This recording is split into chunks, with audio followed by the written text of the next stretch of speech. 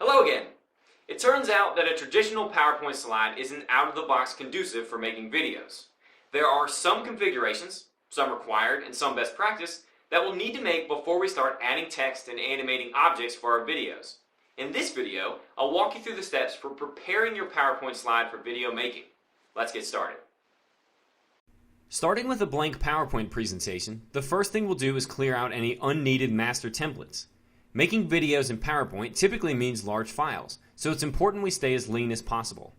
Click the View tab and then left-click the Slide Master button. For those of you who don't know, this is how we access the layout templates in PowerPoint. It could be that your company has a corporate template, or maybe you've purchased one for your startup. Either way, we want to clear out any layouts that we aren't going to be using. Because I'm not going to incorporate too much text in my video, I'm going to make do with one blank canvas template. However, if you plan to animate a basic presentation, there may be some other layouts that you'd like to keep in use.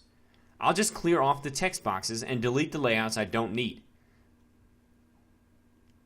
By clicking the View tab and then selecting the Normal button, I can get back to the regular view. Next, we need to set the dimensions of the slide. The default size of PowerPoint presentations is 4 by 3. But for high-definition videos, we need that ratio to be 16 by 9. Click the Design tab and choose Page Setup on the far left. In the Slide Sized For dropdown, simply select On-Screen Show 16 by 9. Note that you really want to remember to do this before you start adding objects and text, as changing sizes of the slide will distort any pre-placed objects. The last thing we want to do is make sure we don't have any transitions set. Transitions are the effects that you can add to automatically play between each slide, effects like crossfades, wipes, or random bars. When we're animating objects, it's sometimes prudent to split the effects into different slides to help stay organized.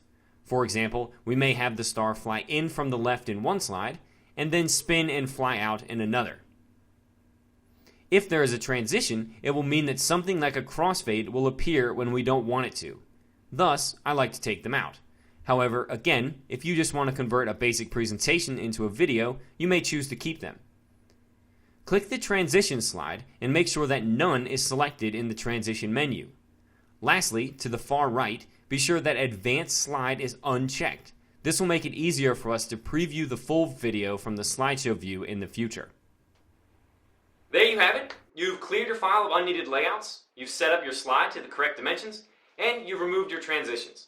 In case you weren't following along, you can download a ready-to-go blank PowerPoint template from the download section of this lecture.